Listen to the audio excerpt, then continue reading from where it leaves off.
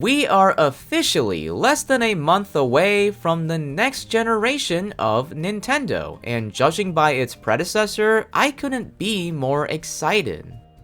In the meantime, it just so happens to be the 8th anniversary of the Switch 1. 8 years of so many fantastic games. I love this console, but I'm also tired of it. Look! It's tired too! We have felt the passage of time.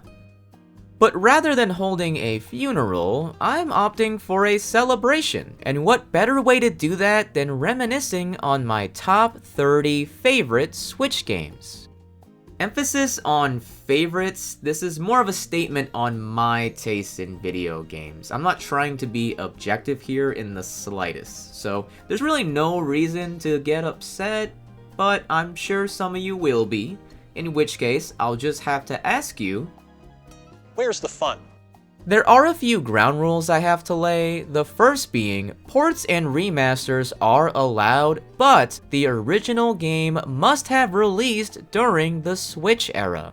This will eliminate thousands of contenders, which unfortunately includes Mario Kart 8, the highest selling Switch title.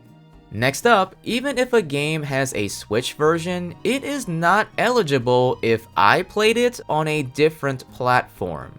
I'm trying to keep this list as legitimate as I can, so that means no Persona 5, which I played on PS3. Oh, forgive me, I actually left the most important for last. No Xenoblades allowed! I always talk about Xenoblade, we may as well put the whole franchise at number 1. If you want to hear about that, there's plenty of videos on this channel.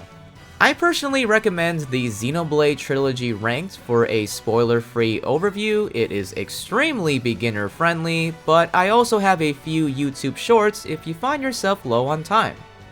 After all, this list is already going to be a doozy, so grab a snack, buckle up, and indulge in the tribute that is my top 30 favorite Nintendo Switch games. Number 30 is Ring Fit Adventure. Gamifying exercise is a persuasive way to motivate yourself. Just take a look at DDR and Beat Saber. But nobody could have expected a full-fledged RPG. Ring Fit Adventure is one of the most ingenious video games Nintendo has ever come up with. So why is it the lowest on this list? Well, that's quite simple. I hate exercising! The fact that I completed the surprisingly lengthy post-game is a testament to its success. For the sake of my physical health, I am in dire need of a Ring Fit Adventure 2. But if and when it happens, I won't be happy while playing it. Number 29 is Atelier Ryza, Ever Darkness and the Secret Hideout. This franchise has been on my radar for ages, and with the downtime until March 20th, it's about time I jumped in. And I've gotta say, I did not expect how intricate the crafting and battle systems would be. Is this how normal people feel playing Xenoblade? I was actually most impressed by the visuals. It has some of the prettiest environments on the Switch while running nearly flawlessly. Otherwise, impressive is not the term I would use for this game. It is intended to be a cozy experience with unique mechanics, a wholesome atmosphere, and a throwaway yet memorable plot. Despite its slow beginning, Atelier Ryza deserves its status as the breakout hit of the franchise. Number 28 is Layton's Mystery Journey, Katrielle and the Millionaires Conspiracy, or Lady Layton for short. This is a spin-off of Professor Layton with an episodic format and overall easier puzzles.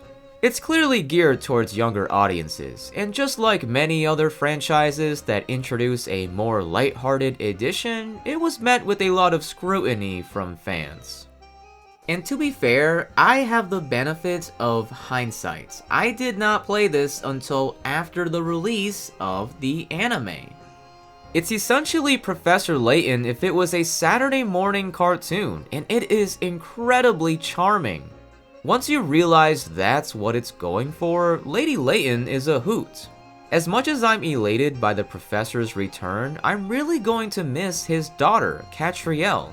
I would have loved to have joined a full-on adventure with her, but for now, this game and its anime will suffice. Number 27 is Valkyria Chronicles 4. The original on PS3 was criminally underrated. To this day, it is one of my absolute favorite strategy games. The mechanics are comparable to XCOM or Mario plus Rabbids, but there's a certain charm and flair that hasn't been replaced. Thanks to not owning a PSP or living in Japan, it wasn't until the 4th installment that I finally reunited with the series. And admittedly, it doesn't quite reach the highs I once knew, the main point of contention being the writing. But in spite of being shallow in many ways, I did find myself choking up by the end. And although the difference is marginal, the gameplay has steadily improved from its predecessors.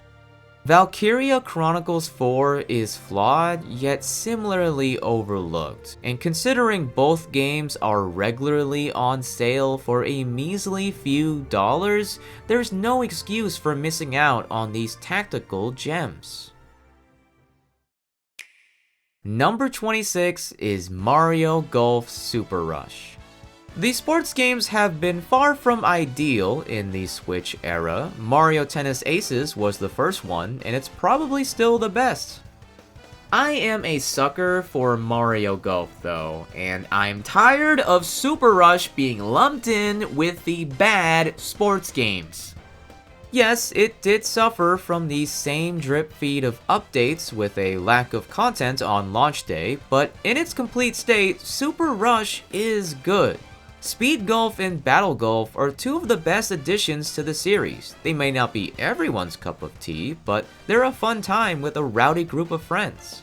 If anything, its biggest flaw is the first two levels. Rookie Course is an oversimplified version of Bonnie Green's, a course that is already simple.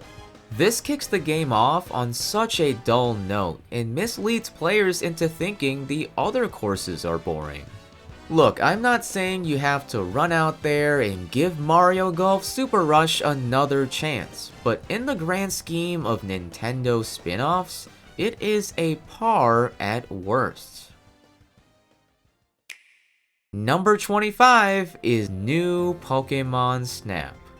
After everyone was begging for over 2 decades, I find it aggravating how much this sequel is overlooked. Maybe it's because it's overpriced, maybe it's because of the longer runtime, or maybe it's because the EXP mechanic turned people off. And sure, you don't think of level grinding when it comes to Pokémon Snap, but once you get past its first impression, it does a terrific job at ensuring that each level is dynamic and growing alongside you.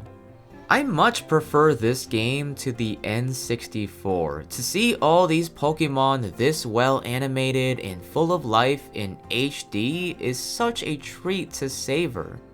My only gripe is how finicky some of the requests are, but the fact that they exist is instant replay value. If you like Pokemon and cute things and Pokemon being cute, stop messing around and play new Pokemon Snap. Number 24 is Hyrule Warriors Age of Calamity. To say I grew up with Warriors or Musou would be an understatement. As ashamed as I am, I suppose I can't blame myself. After all, kids do love junk food. They're mindless, they're repetitive, and with the 4 Nintendo crossovers we have on the Switch, they are low-hanging fruit with fan service. And I ate them all up. The Hyrule Warriors remaster is still the most bang for your buck. but among the unique Switch titles, Age of Calamity is my choice of Musou. It has a diverse array of movesets, and for being based on a single game, the roster is awesome. Now how they got there is divisive, the premise is misleading to say the least, and the way this game runs, you'd think your Switch was dry heaving. But again, this is junk food, low standards here, the gameplay is relatively exciting, and the story has a good amount of heart. I do not recommend any Musou game, and therefore I do not recommend Hyrule Warriors Age of Calamity. Period. That's it. Number 23 is Kirby and the Forgotten Land. On the contrary, I've had a hard time getting into the Kirby series. Even Forgotten Land is too easy for my liking. But this is one of those games where you just can't deny its quality. It is a tremendous leap forward for that adorable little cutie. The level design is whimsical, the side content is enticing, and it is all paced so well with new ideas that it never gets old. Not to mention, I always get a kick out of how abruptly dark these games can be. I don't have much to say, honestly. Kirby and the Forgotten Land is so obviously good that it's making me question my writing skills right now. It's like trying to explain something that should be common sense. Number 22 is Animal Crossing New Horizons. I was obsessed with Animal Crossing as a kid, but ever since then, I guess I grew out of it. It's not its fault, it's the genre. I don't resonate much with Stardew Valley either. New Horizons didn't do much to change that, but like everybody else in 2020, it gave me stability when the world was out of control. I don't care much for the criticisms the fandom seems to have. I like the fresh approach that's going on here, even if some of the concepts didn't land. And speaking of which, it feels like you're never gonna land from that airplane with how cumbersome the online is. Ironically, the most fun I had was with the Happy Home Paradise DLC. I don't know why, but I was able to really express my creativity, we'll call it. Most importantly, Animal Crossing New Horizons was one of the first times I expressed the feminine side of me. So along with the pandemic, those memories will always be special to me, even if this isn't my type of game anymore. Number 21 is, bear with me, Pokémon Legends Arceus, Pokémon Scarlet, and even Pokémon Sword. I know, what a cop-out. You can't have 3 games in one spot, but genuinely, I like them pretty much the same amount. And let's face it, you don't need me to tell you what's wrong with them, so give me a chance to plead my case here. I am a casual fan of Pokemon. I don't need it to be amazing, I'd rather it look appealing, but as long as I enjoy myself, it's not gonna ruin my day. And each of these 3 games offered me something that I can't necessarily get in the others. Sword and Shield have some of my favorite characters, Pokemon, and music in the franchise. Legends Arceus is proof that Game Freak can and will innovate. And Scarlet and Violet's 3 campaigns unify into one of the best Pokemon stories ever told. Furthermore, as notoriously easy as these games are, that didn't affect me in the slightest. You see, I'm the type of player who's constantly using different Pokemon. I do not stick to the same few, and what that means is that overleveling is impossible. In all 3 of these games, I got my ass whooped! And that's exactly how I like it. It may not be as fast or elegant as we want it to be, but the Pokemon games have been evolving on the Switch. If anyone tells you otherwise, they clearly haven't played them. And looks like they're about to do it again with Legends ZA. ZA? Number 20 is Astral Chain. Once upon a time, Platinum Games was known for their magnificent, stylish combats, but even for them, Astral Chain is a one-of-a-kind. The prospect of controlling two fighters may seem intimidating, and it has every right to be, but somehow, someway, they made it work. Once you get the hang of it, the combat becomes an addictive spectacle that makes you feel like you can take on the world. 30 frames per second is usually taboo for this genre, but this game is so sick that it feels like 60. I'm not kidding, you've gotta get your hands on it. And while the story isn't as refined, there's a decent amount of side quests to help characterize the setting. I hope you like ice cream! The one major downside is the astral plane. It reminds me of Tartarus from Persona 3, where it's a place you have to revisit frequently, but it never changes as much as you'd like it to. Aside from that, I was never one to crave a sequel, but as glorious as it is now, there is so much more potential to explore. Whether or not it happens, Astral Chain is one of the coolest games on the platform. Man, it's a shame Platinum never made another Switch game. Number 19 is the Somnium Files. This is primarily a detective visual novel, and as iconic as the humor in Ace Attorney is, it doesn't compare to the hijinks on display here. It is rare for me to laugh out loud as much as I did with The Switch capture button was used several times because that's just how funny this game can be. But what really had my jaw dropping was the mystery. Its charm is never a detriment to the storytelling and emotion. Hands down, has one of the best narratives and endings on this list. Which makes it extremely unfortunate that I despise its puzzle solving. The Somniums are dream worlds that have to be unraveled, and with too many errors, you'll be sent back to a checkpoint, or worse, the very beginning. Given the intrinsic nature of a dream world, that means you're being held accountable for puzzles that do not follow real-world logic. It is a terrible feeling to be immersed in the plot, only to be set back because you didn't guess and check properly. I can enjoy a good old quirky video game, but this is too much for me. Call me a wet blanket, but I am relieved that this is mostly a visual novel. I'm not sure if it's improved in the sequel. I'm open to playing it someday, but for now, as annoying as it is sometimes, you just can't beat the thrilling mystery of the Somnium Files.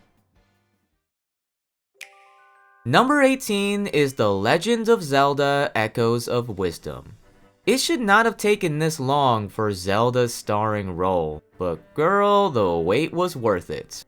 This is a seamless fusion of traditional and modern Zelda, two approaches to game design that are fundamentally different yet suddenly have become a match made in heaven. Breaking 2D traversal is especially fun. Everyone loves the bed, of course, but there's a plethora of echoes that allow you to do things that no one could have possibly imagined a year ago. Now, if only Nintendo could have imagined the UI being better, that is unanimously the weakest aspect as well as the inconsistent frame rate in the overworld. Also, I can't quite put my finger on it, but it feels like it's one step away from being an all-time classic. It's just barely not as good as I hoped it would be. Still, considering this was a huge experiment that succeeded, The Legend of Zelda: Echoes of Wisdom makes me so optimistic for the franchise's future. Number 17 is Dragon Quest XI-S: Echoes of an Elusive Age. I've never been much of a Dragon Quest fan. I have zero nostalgia for old school JRPGs, and I much prefer a series like Xenoblade or Final Fantasy that isn't afraid to change things up. There's nothing wrong with being iterative. Dragon Quest XI is what happens when you take those old beloved JRPGs and remove the bad parts you forgot about.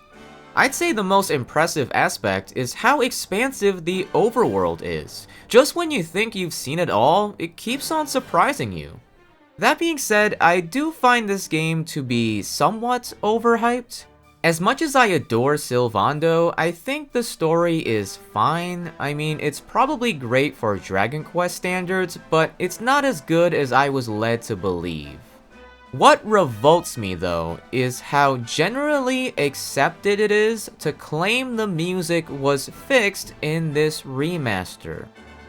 The soundtrack went from MIDI to orchestral, and while that is a very welcome change, that doesn't fix how limited it is. There's like 2 or 3 battle themes. I just find it so off-putting in a modern JRPG with an enormous overworld to hear the same exact song no matter where I am. Isn't this genre known for its wide array of music? Pokémon on the Game Boy has a more diverse soundtrack. If I have to hear that opening notes one more time... Nonetheless, Dragon Quest XI is a quintessential JRPG. It has allowed so many people to relive their childhood and made sure it was just as good as they remembered. Number 16 is Luigi's Mansion 3. Forget the Switch for a second, this is one of the best looking games ever made. The animations are unbelievably detailed. It's like you're playing through a Pixar film. It's not just the visuals either. It is surreal how interactable everything in this game is. They left no stone unturned. The series has always been charming, but this is an all-time high. If you want to smile or bond with family, Luigi's got your back. Oh, and so does Gooigi. He makes for some excellent puzzles and a natural excuse for co-op. Heck, even the Scarescraper Online is underrated. At this point, the more Luigis, the merrier. Because Luigi's Mansion 3 is a product of love. The passion that was put into it is endlessly tangible. If I had the time to replay it, I almost guarantee it would be higher on this list. Number 15 is Super Mario Bros. Wonder. I was never that much of a critic of new Super Mario Bros., but damn, talk about a turnaround. The effervescent art style could not have been a more accurate premonition. Each world is immensely replayable thanks to the level design, clever secrets, and the unprecedented badge system. The Wonder Flowers may seem like a gimmick, but they're really the cherry on top of what is already the best 2D Mario since Mario World. Even the asynchronous online is surprisingly wholesome. I doubt there's much activity nowadays, but it brought me a lot of laughs on release month. It's not a complete return to form though. The local co-op is somehow worse because of the camera. It didn't affect me personally, but it's such an odd misfire. I also find myself craving more difficulty in my platformers. Not talking Kaizo levels here, that's way too much for me, but I did find Mario Wonder a bit too easy. The post-game especially could have had more bite to it. And that is why, even though I think Super Mario Bros. Wonder is a far superior game, I actually prefer... Number 14 is Super Mario Maker 2. There is no other game on this planet that compares to the conflicting emotions I have with Mario Maker 2. On one hand, I have sincerely grown to love Mario Maker more than Mario Brothers. The expression of creativity is virtually unlimited. Sure, not everyone cares to use it. We've all skipped one too many enemy spam levels, but for how often we have to deal with how little effort was put in, it will never overshadow the joy from getting to feel how much. I will never regret the hundreds of hours I've put into this game. And even with how awful Nintendo Online can be, I cherish all of the insanity I've gotten to share with friends. But that leads to the other hands. Why were there no friend lobbies on release? Why does the online have to be so laggy? Why is there only one extra game style despite implying multiple? Why did it take so long to get much needed updates, some of which we've been asking for since Mario Maker 1? Nintendo has done poorly when it comes to updates in general. Take Animal Crossing or the sports games for instance, but Mario Maker 2 has to be the worst. After all, the first Mario Maker went viral on the Wii U.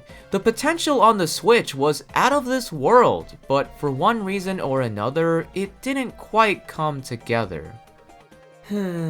I'll always love Super Mario Maker 2, but it sucks to realize it didn't love me back. Number 13 is Sayonara Wild Hearts. A major warning to anyone who's sensitive to flashing lights. Feel free to tab away for now or use a timestamp to skip ahead.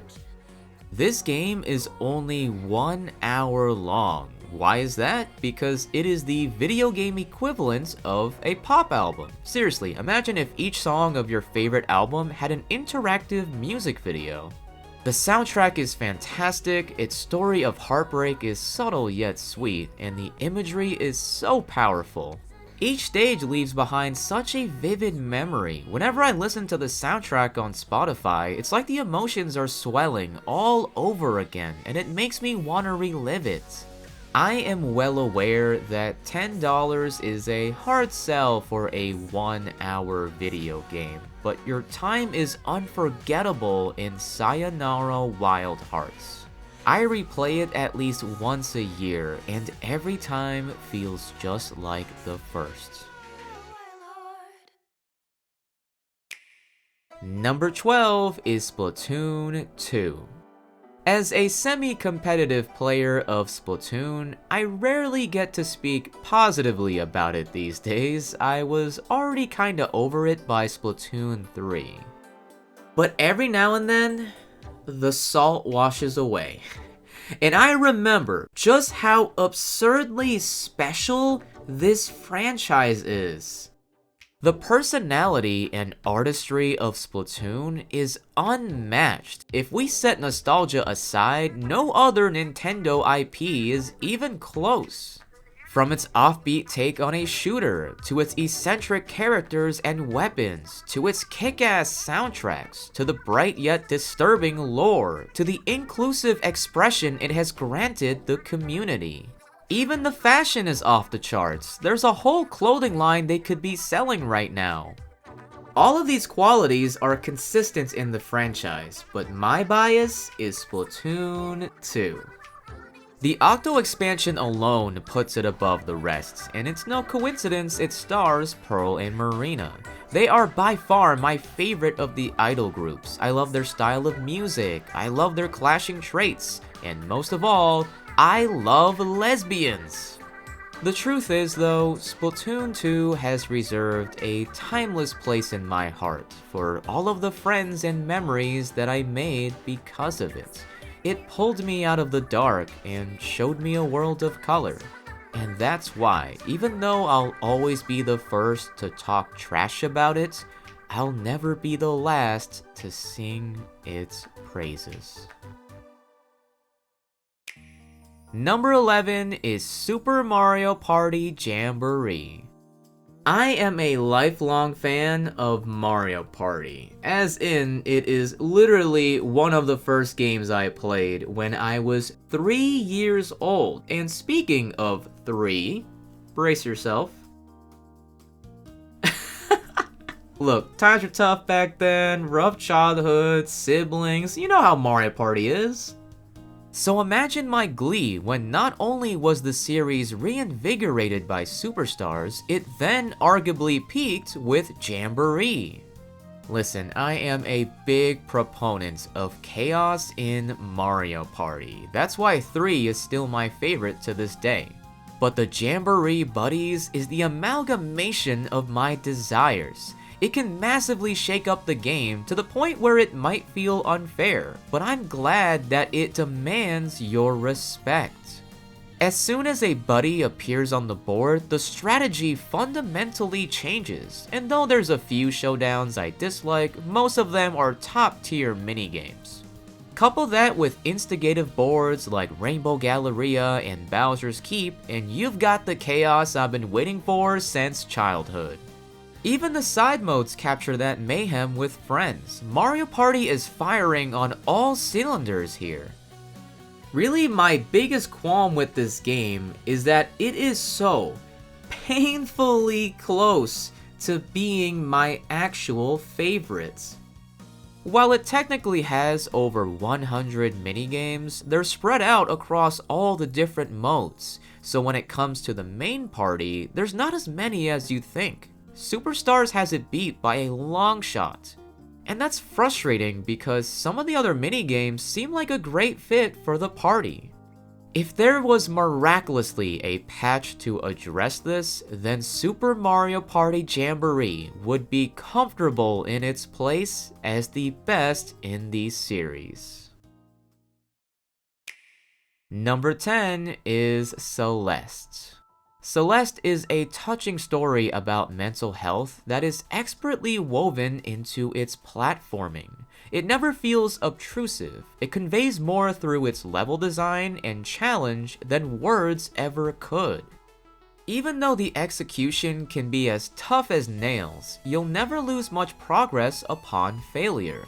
All that happens is respawning at the beginning of a segment, none of which are ever that long. There's no game overs, no arbitrary checkpoints, no load screens. You simply keep trying until you beat the challenge. In an industry obsessed with the Souls-like genre, Celeste proves you don't need to be extremely punishing to be formidably satisfying. The lack of penalties and the friendly assist mechanics never take away from your triumph, because a well-designed challenge doesn't have to be unforgiving, it just has to be undeniable. 7 years later, and I'm still waiting for the industry to learn from Celeste. It is a must-play for any fans of platforming. Oh, and by the way, Madeline is one of the few transgender protagonists that I know of, so that's pretty cool. Number 9 is Fire Emblem Engage. Let's get this out of the way. Yes, the writing is noticeably cheesy. It is not the epic political drama you may have expected. But look how vibrant the art style is. Look how anime the opening cinematic is. Look at their hair! Engage wears its heart on its sleeve. It is as corny as it is cozy, and I find that nostalgic. Besides, the writing is at its worst in the first handful of chapters. It definitely gets better the farther you go. It's still cheesy, but I was genuinely surprised by how many characters and plot twists I ended up enjoying. But here's the real reason why Engage is in my top 10. The combat is sick! It is so flexible, expressive, and stylish that it made me want to push myself from the very beginning. I played on hard difficulty, classic mode, and just like Pokemon, I avoided over-leveling the same few characters. And in return, I was met with perhaps the most fulfilling gaming challenge I've ever put myself through. I literally had battles that would last up to 4 hours, coming down to the wire with several turns that felt impossible to overcome. But through hell or high water, there was always a solution if I put my mind to it. That is just how creatively rewarding the combat is. Fire Emblem Engage is a wonderful juxtaposition. It may not be my favorite, but it is the most pure fun I've ever had in this series. Number 8 is Paper Mario: The Origami King. The spice keeps getting hotter and hotter, as Origami King is my favorite Paper Mario. By no means am I claiming it's the best. The classic games are much more well-rounded, and I'm hoping the Thousand Year Door remaster is a sign of things to come. But as divisive as this battle system is, I just so happen to be that weirdo it was designed for. It scratches my itch for bite-sized puzzles that are simple enough to never be frustrating, but are just distinct enough to stress me out. It seems that most prefer how the boss battles function, and while it is a nice change of pace, I would have been content if they just had more variety in the normal combats. Regardless, don't let the battle system dissuade you, as the bulk of this journey is the journey. Origami King is an adventure game first. That is far and away its main priority, and it absolutely nails it. It refuses to hold back on shenanigans. It's as if every other moment would be the funniest moments in most other video games. The character writing in particular is Nintendo at its best. I never thought I'd care about Bowser Jr. and Kamek as much as I did in this game. It even uses the backlash of modern Paper Mario to its advantage. Bobby may be generic in design, but I'll never look at that species the same way ever again. And that brings me to the greatest surprise of Origami King, its heart. The comedy is only matched by its compassion, with two of the most emotionally impactful moments on the Switch, let alone in a Mario game. Paper Mario: The Origami King is a wild ride, and although that comes with a few bumps on the road, it succeeds in both its journey and its destination. Number 7 is A Space for the Unbound. This is an indie narrative that blends sci-fi into slice of life. Think of the critically acclaimed anime, Your Name. That's my favorite film of all time, and I felt right at home with this game. You can see it back there actually, and it doesn't end there. This is an Indonesian video game, and as a fellow Southeast Asian, it was surreal to experience our culture through this lens. So to be completely transparent, this is the most sentimental pick in my top 10. I bring this up not only to underscore the value of representation, but because it made me more forgiving of its lesser parts. There's a few charming quirks to the gameplay, but it's usually full of backtracking and fetch quests that are sure to turn people off. It's better to treat this as an elevated visual novel, and that is music to my ears when the narrative is this moving. I have seldom met a character as authentic as Ryza. She is so flawed yet relatable that I ended up caring for her like she was a childhood friend. And while it may be slightly tedious to get there, the third act is one of the most emotionally gripping I've ever played. I can feel the tears welling up every time I think of that finale.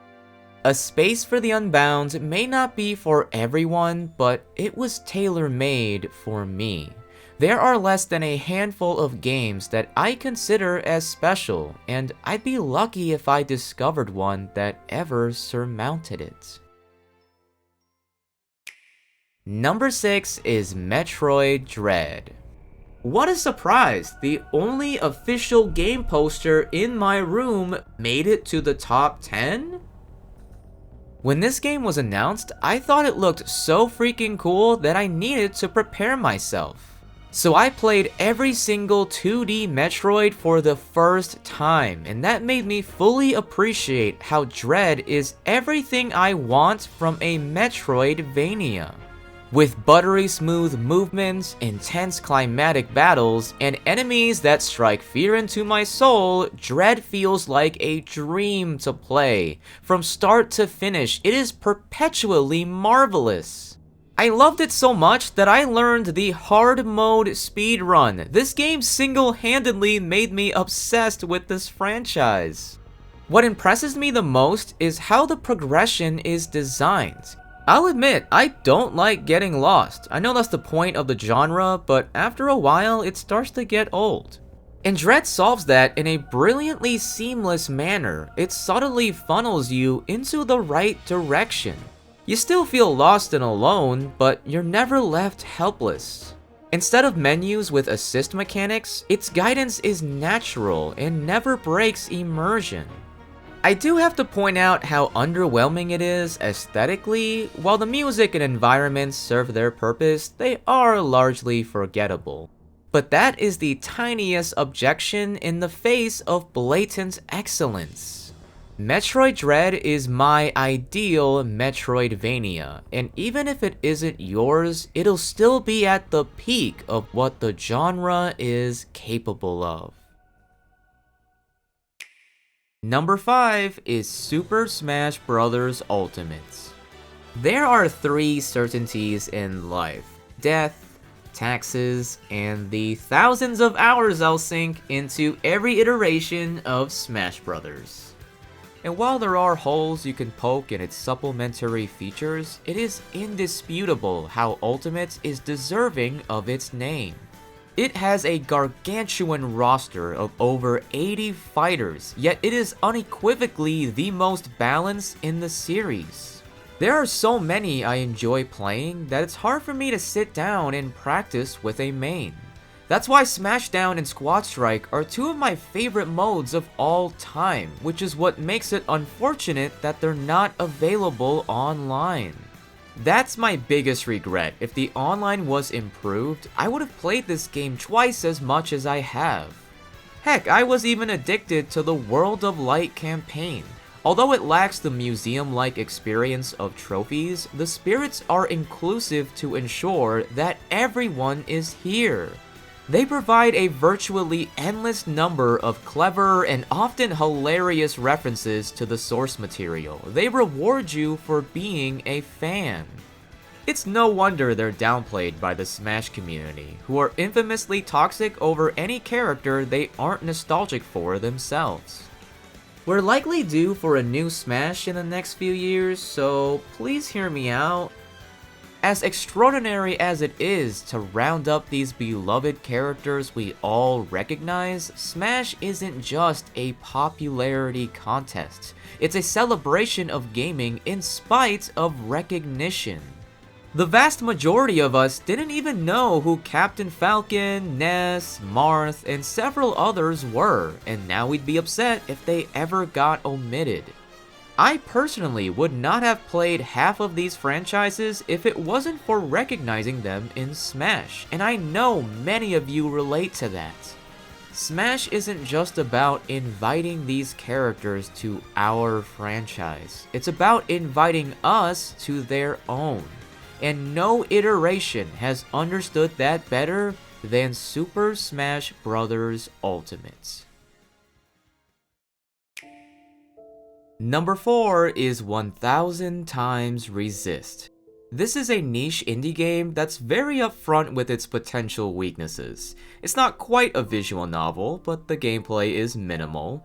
The main hub is somehow confusing to navigate, and the graphical fidelity reeks of a low budget.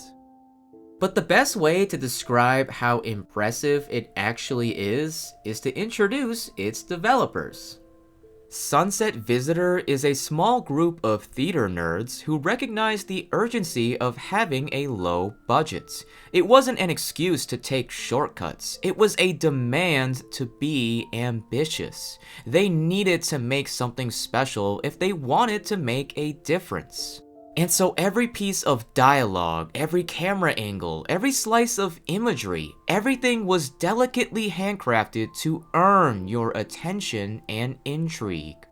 This is the type of care that could not have existed with a higher budget. It needed to be an indie game in order to become this masterful. No matter how perplexing its non-linear storytelling can be, the writing exudes so much confidence that you will never have any doubts.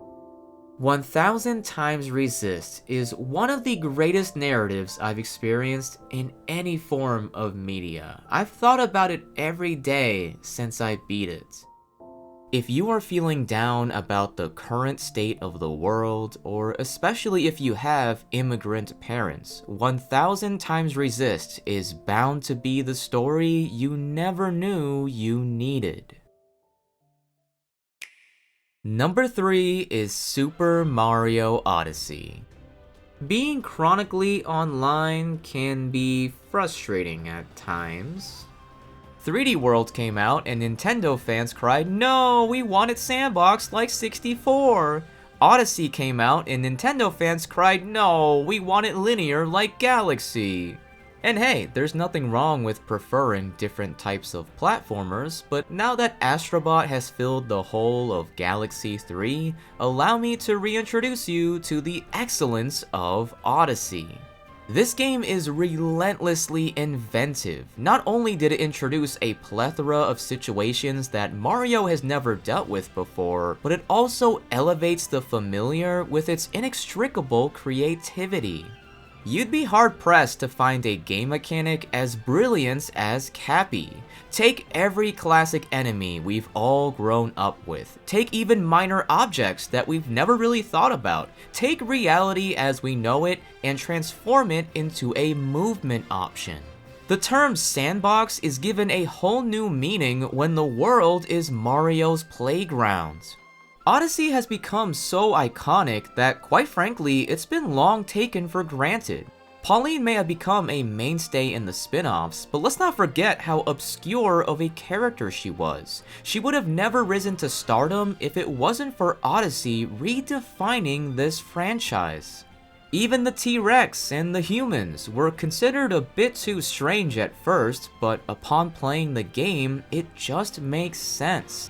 The bizarre is only normalized when the imagination is abundant. I do have to acknowledge the largest criticism of Odyssey, and that is regarding the moons. Due to the open level design, Nintendo ensured there was a luxury of secrets in every nook and cranny. You'll never feel like you're wasting your time. But as a result, the value of each moon is put into question. Why bother with this platforming challenge when there's another moon randomly floating in the air? I do agree with this complaint to a certain extent. There should have been more tiers of rewards, like how bosses grant you 3 moons instead of 1. But let me tell you why I bothered with collecting as many moons as possible. The reason may just surprise you. This game is fun. For every superfluous moon is at least 5 substantial challenges. Odyssey is filled to the brim with engaging levels, minigames, and activities of all sizes.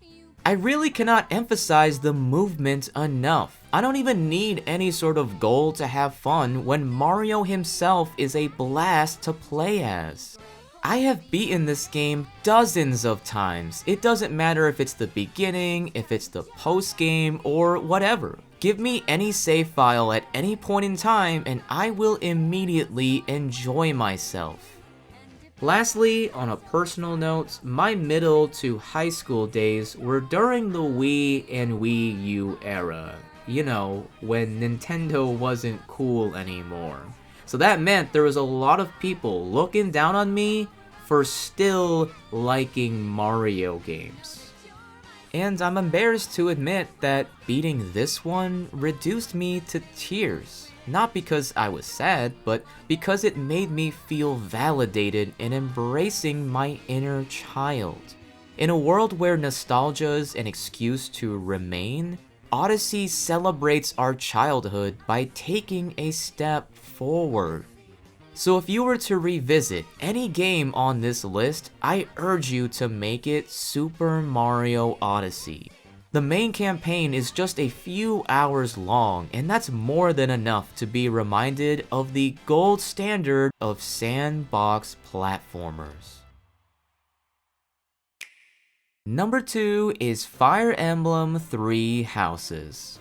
Calling it a breakout hit isn't doing it justice. It took social media by storm. You couldn't be a Nintendo fan without hearing about it over and over and over and over again. And in retrospect, Three Houses is a recipe for success.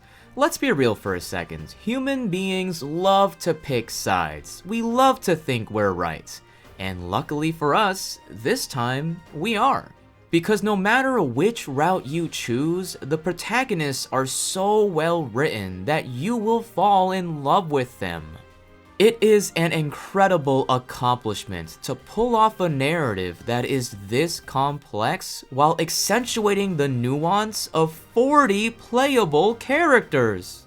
Most video games have trouble doing that with less than 10, but Three Houses has both quality and quantity. Its inescapable tragedy is why it was destined to prevail. It is meticulous in ensuring that every character, every relationship, every sacrifice, and every player matters. The writing is so good that not only did it inspire a Musou spin-off, but a Musou spin-off with better writing than most other Switch games. If you happen to be wondering, I chose Age of Calamity over Three Hopes because the latter's campaign was a bit too repetitive for my liking. But that doesn't mean the fan service wasn't chef's kiss. I mean, those Dimitri and Felix scenes were...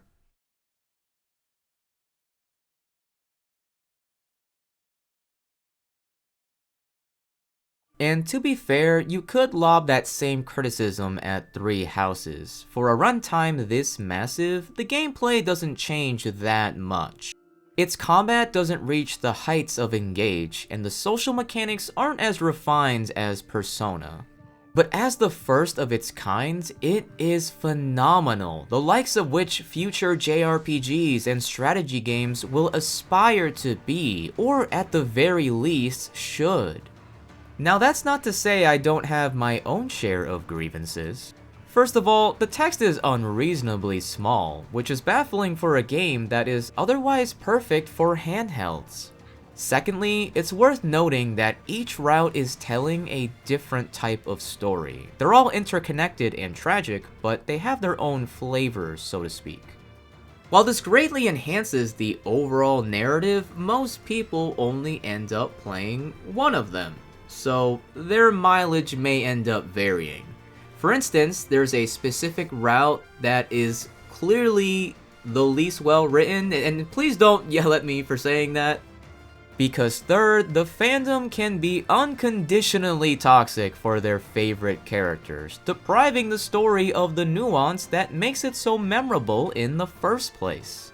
While it's nothing for you to be remotely concerned about, these minor inconsistencies make for the biggest tragedy when it comes to the rankings. I was extremely close to putting this as number 1. I love it more every time I replay it, but a single bout with Fire Emblem Three Houses had already cemented its legacy.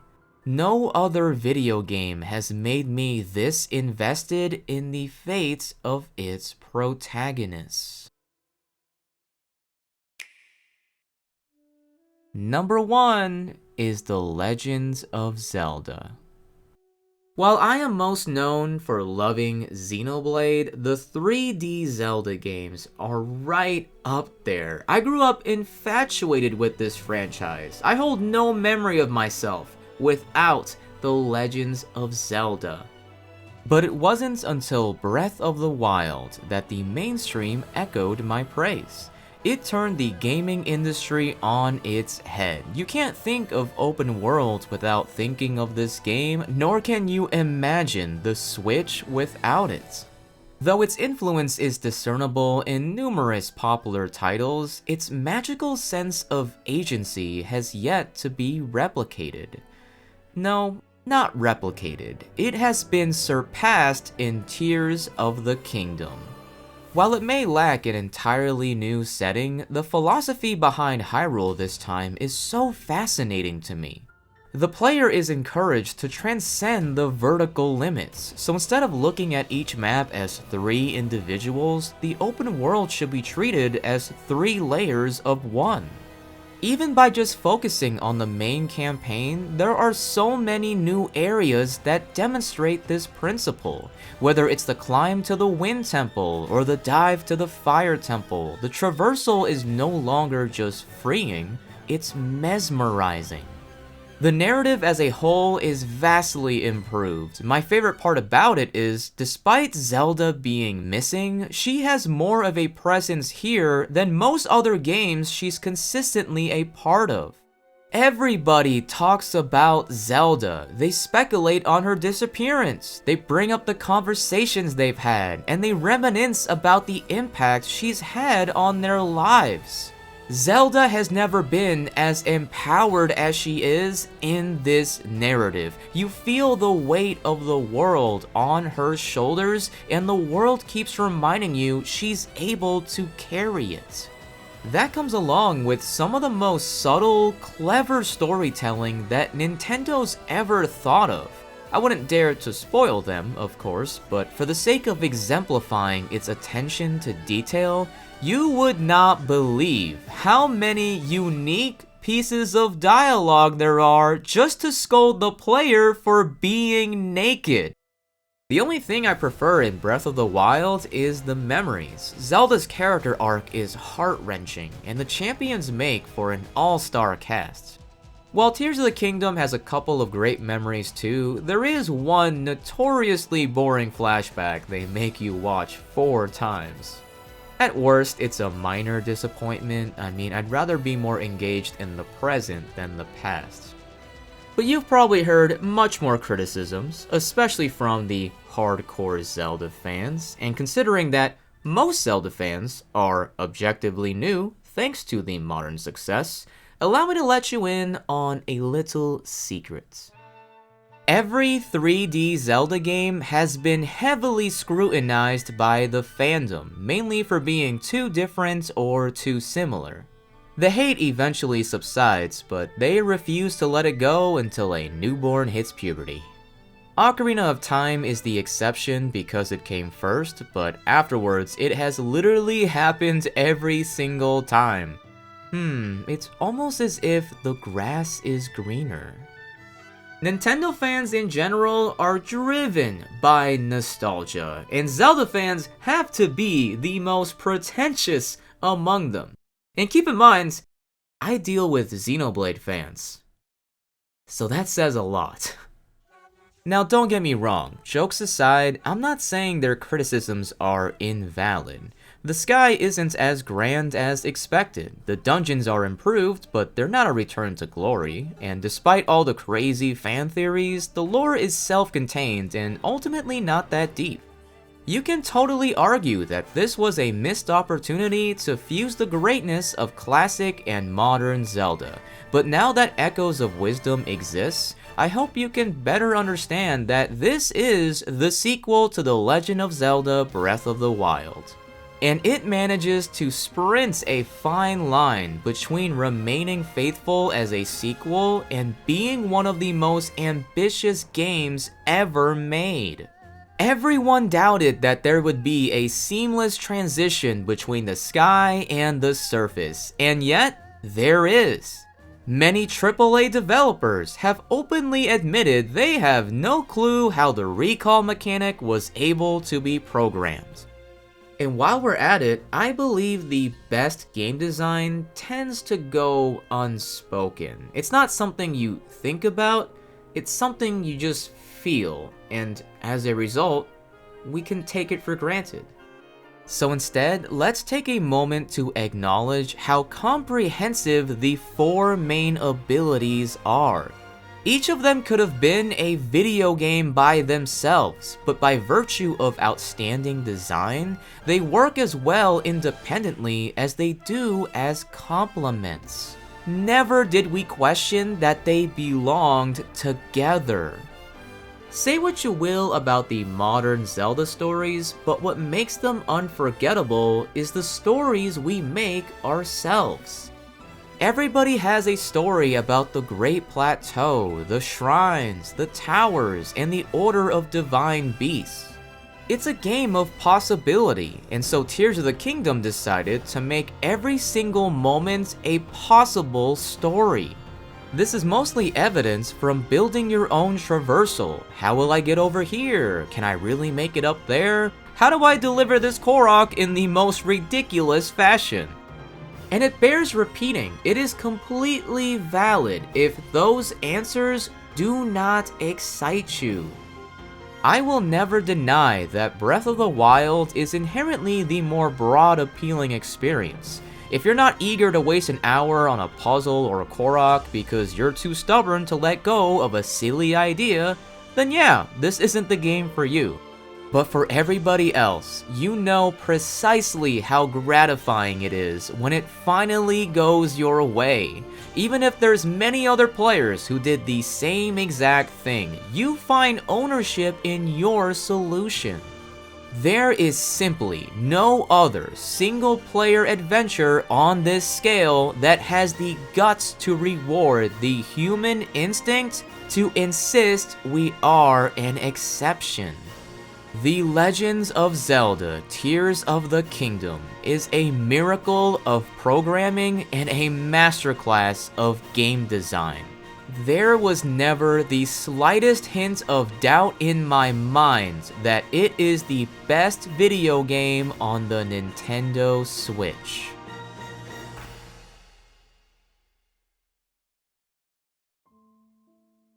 That was my top 30 Nintendo Switch games, besides Xenoblade, with a barrage of honorable mentions.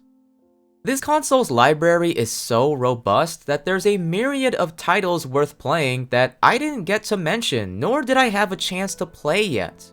And since the Switch 2 is backwards compatible, there's plenty of time to get back to them. Now, I'd like to end this tribute to the Switch 1 on a bit of a sentimental note. I don't think I've ever told someone this, so why not do it here? I'd appreciate it if you bear with me for these final moments. 2015 to 2016 was not a good time to be a Nintendo fan. They were the twilight years of the Wii U, a failing console, and all we could do was be apprehensive about how we were moving forward. Some people thought Nintendo should quit making consoles. Incidentally, 2015 and 2016 were the worst years of my life. I barely remember 2016. But what I do remember, what I could never forget, is E3 2016. That was the E3 that Nintendo dedicated to Breath of the Wild. That was all they had to show, and that was all I needed. Breath of the Wild became the one thing I had to look forward to. And so on March 3rd, 2017, I remember booting up my Switch for the first time and seeing Link walk towards the cliff, looking out into the Great Plateau. And I started crying. Because all I could think about at that moment was, I made it. Now, of course, life isn't that great for a lot of us right now. And here I am, once again, desperately waiting for a new era with the Switch 2. But at least this time, it's not because the past few years have been so bad. It's because the last several have been pretty good.